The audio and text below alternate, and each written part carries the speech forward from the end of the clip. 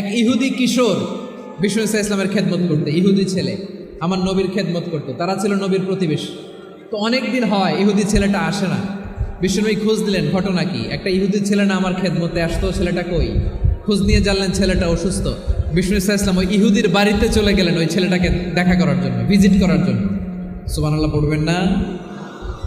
গেলেন, যে দেখে ইহুদি ছেলেটা মুমূর্ষ, যান যায় যায় ভাব, বিছানায় পড়ে আছে, তার বাবা দাঁড়ানো।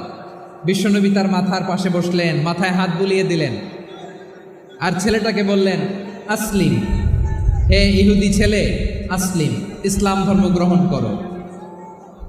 তো ছোট্ট ছেলে ভাবে আমরা ইহুদি, এখন ইসলাম ধর্ম গ্রহণ করলে আব্বা যদি বকা দেয়।